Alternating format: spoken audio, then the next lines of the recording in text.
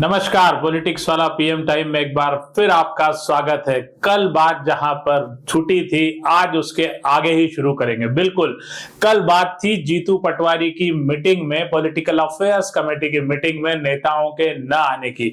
दिग्विजय सिंह, कमलनाथ और उमंग सिंगार सहित करीब 19 नेता इस बैठक में शामिल नहीं हुए। इसके बाद शाम होते होते खबर आई कि जीतू पटवारी के मीटिंग में आंसू निकल आए। जाहिर सी बात है कि यदि सपोर्ट नहीं मिलेगा तो आंसू आ ही जाते हैं, पर इन आंसू के पहले जो हुआ उसको जानना भी जरूरी है। आंसू तक की नौबत क्यों आई? क्या जीतू पटवारी का प्रबंधन कमजोर है? क्या यह माना जा रहा है कि उनके अंदर विनम्रता नहीं है, वे हठधर्मी हैं और वे ये मान लेते हैं कि मैं अध्यक्ष हूं, यानी एक लेटर जारी कर दिया और सबको आना होगा? इस खबर को कल भी हमने सबसे पहले ब्रेक किया था कि पॉलिटिकल अफेयर्स कमेटी की बैठक में कितने लोग नहीं आए। अलग अलग जगह यह खबर जरूर चली थी, लेकिन 2 या 4 नाम आए थे, खासकर दिग्विजय और कमलनाथ नहीं आए टाइप के मामले थे। लेकिन हमने बताया था कि कौन से 19 नेता इस बैठक में नहीं शामिल हुए।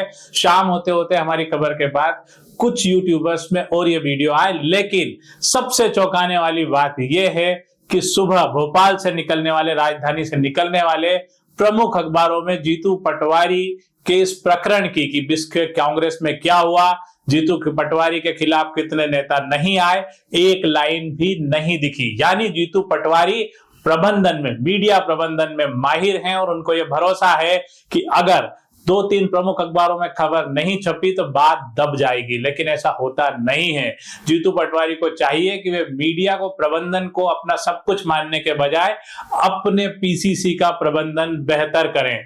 जरूरत है उन्हें विनम्र होने की और नेताओं से बात करने की। क्यों जीतू पटवारी इस खबर के बाद सामने नहीं आए मीडिया के? क्यों उन्होंने नहीं बताया कि किस किस नेताओं को उन्होंने फोन किया था और वो नहीं आए? एक तो सबसे बड़ी बात यह है कि मीटिंग बार बार बदलती रही, ये सबसे बड़ा कारण है। पहले मीटिंग 14-15 को थी, लेकिन इतना कुप्रबंधन है, इतना कमजोर सिस्टम है कि उसमें एजेंडा तक नहीं था। जब राजा पटेरिया, पूर्व मंत्री राजा पटेरिया ने मामला उठाया कि मुझे पत्र प्राप्त हुआ लेकिन इसमें एजेंडा ही नहीं है, तो मैं क्या करूंगा मीटिंग में आकर, तो इसके बाद एजेंडा बनाया गया और जब एजेंडा सामने आया तो उसके बाद मीटिंग रखी गई 20 तारीख को, लेकिन उस समय जीतू पटवारी का जन्मदिन आ गया। इससे यह दूसरा कुप्रबंधन साबित होता है कि पीसीसी के पास अपना कोई वर्किंग कैलेंडर तक नहीं है, उन्हें बेसिक चीजें नहीं है, एजेंडा नहीं है, किस दिन मीटिंग करनी नहीं है। फिर अचानक से ये समझ में आया कि अरे इस दिन तो हमारे अध्यक्ष जी का जन्मदिन है, चलो मीटिंग एक दिन और आगे बढ़ाओ। तो ये ऐसा हो गया कि घर का काम है, चलो आज राशन नहीं लाए कल ले आएंगे, यानी पार्टी इस तरह से चलेगी। अब इसे ये कहा जा रहा है कि जीतू पटवारी के खिलाफ बड़े नेताओं ने बगावत कर दी। इस मामले में वरिष्ठ पत्रकार अरुण दीक्षित जी ने कल एक चैनल पर कहा कि इसे बगावत भी कैसे माना जाए, बगावत तो तब होती जब कपड़े फाड़े जाएं, झंडे बैनर जलाए जाएं और चीजें हों, लेकिन यहाँ बगावत जैसी चीज ही नहीं है। यहाँ तो नेता मानने से ही इनकार कर दिया है वरिष्ठ सहित कई लोगों ने जीतू पटवारी को। आखिर ये नौबत क्यों आई कि जीतू पटवारी को कोई भी नेता बनने के बावजूद, प्रदेश अध्यक्ष बनने के बावजूद नेता मानने को तैयार नहीं है? इसको हम समझ लेते हैं कि जीतू पटवारी के पास ये बड़ा हठधर्मिता है कि मैं जो करता हूं सब है और मैं सब कुछ जानता हूं। मैं सब कुछ जानता हूं के चलते उन्होंने कांग्रेस की वर्किंग की जो सिस्टम है उसको भी किसी वरिष्ठ के साथ समझने की कोशिश नहीं की आज तक। इसी के कारण ये एजेंडा सामने आया। उनके पास कमजोर सलाहकारों की टीम है जो बेहद छोटे छोटे से आइडिया देती है या ज्यादा से ज्यादा 1-2 मीडिया में इंटरव्यू और मीडिया मैनेज करने के तौर तरीके बताती है, लेकिन संगठन की बात नहीं बताती। तीसरी और सबसे महत्वपूर्ण बात जो जीतू पटवारी बार बार चूक जाते हैं वो ये है कि जीतू पटवारी को यह सोचना चाहिए कि यह समय संगठन बनाने का है, लेकिन वे इस समय सड़क पर उतर जाते हैं। न जाने कौन उनको इस तरह की राय देता है। जब आप अध्यक्ष बनते हैं तो शुरू के कुछ महीने आप संगठन बनाते हैं, उसके बाद आप सड़क पर उतरते हैं। लेकिन कांग्रेस का कोई संगठन जीतू पटवारी साल भर में नहीं बना पाए, ये उनकी अक्षमता है। बड़े नेताओं को विश्वास में नहीं ले पाए। अध्यक्ष होने के नाते उन्होंने एक चिट्ठी जारी कर दी कि नेता आ जाएंगे, लेकिन आप समझिए कि कमलनाथ, दिग्विजय सिंह और अरुण यादव जैसे नेता भी अध्यक्ष बनने के बाद मीटिंग के लिए 1-to-1 नेताओं को कॉल करके बुलाते थे। लेकिन अब सामने ये आ रहा है कि जीतू पटवारी मीटिंग में से नेताओं को फोन करके बुला रहे। पहले आपने क्या किया? मीटिंग के पहले 4 दिन तक तमाम तरह की एजेंडे बनते हैं, काम होता है, वो सब कुछ हुआ नहीं। आप लौटे एक दिन और मीटिंग करने बैठ गए, आपने पीसीसी की बत्ती जलाई, लाइट जलाई और बैठ गए। तीसरी बड़ी चीज, नेताओं को जोड़ने के बजाय जीतू पटवारी का पूरा फोकस सिर्फ तामझाम पे है।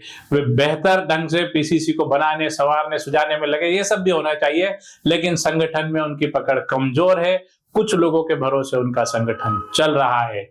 तो क्या ये माना जाए कि जीतू पटवारी सिर्फ क्रिकेट में एक टर्म होती है नाइट वॉचमैन, यानी रात को अंतिम विकेट गिरने और सुबह नया मैच शुरू होने के पहले एक व्यक्ति को पिच पर भेज दिया जाता है, वो नाइट वॉचमैन होता है।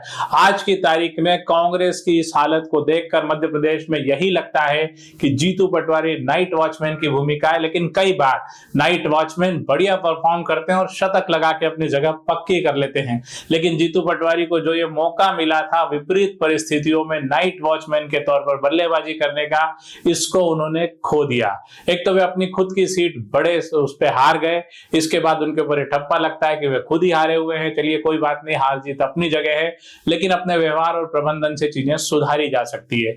दूसरी चीज, इंदौर में अपने गृह नगर में जीतू पटवारी सभी सीटें हार गए और इसके अलावा उनके अपने लोकसभा में जब उन्होंने प्रत्याशी तय किया था अक्षय कांति बम, वो बीच में पार्टी छोड़कर चला गया, तो इससे भी जीतू पटवारी को बड़ा झटका लगा है।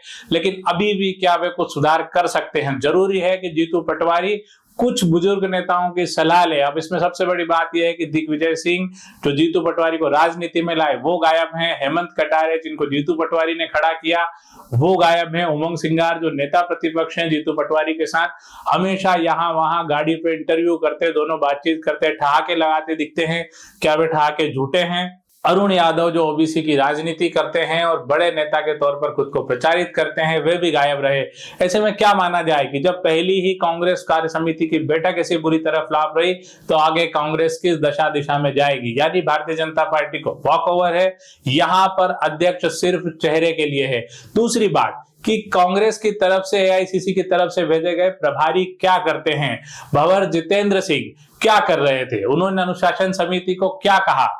क्या उन्होंने कोई कार्रवाई करने के लिए लिखा है? दिग्विजय सिंह, कमलनाथ और तमाम नेता जो मीटिंग में मौजूद नहीं रहे, या उन्होंने कोई कारण दिए हैं तो उसको सार्वजनिक किया जाना चाहिए। जीतू पटवारी को खुद मीडिया में सामने आकर स्थिति स्पष्ट करनी चाहिए कि क्यों नेता नहीं आए, उसके पीछे क्या कारण थे। आंसू बहाने से काम नहीं चलेगा, क्योंकि सब जानते हैं कि राजनीति में आंसू कुछ पल की चीज है, कल से आप फिर वही जिद करने लगेंगे। तो एक बार फिर हम कांग्रेस पर लगातार नजर रख रहे हैं और देखते हैं कि जीतू पटवारी नाइट वॉचमैन से आगे बढ़ पाते हैं या 1-2 साल में ये काम खत्म हो जाएगा और उनके विरोधी फिर सफल हो जाएंगे। उन्हें चाहिए कि एक मजबूत राजनीतिक समझ वाली कांग्रेस के पुराने नेताओं की एक टीम बनाए और उनसे सलाह मशविरा करते रहें, बजाय चांदी के गिलास में दूध पीने का दिखावा करने के। आज के लिए इतना ही। अगली बार फिर एक नए विषय के साथ आपसे मिलेंगे। धन्यवाद, शुक्रिया। हमारे चैनल को लाइक और सब्सक्राइब करना न भूलें। आपकी प्रतिक्रिया हमें हमारे व्हाट्सएप नंबर 7000274400 पर भेज सकते हैं।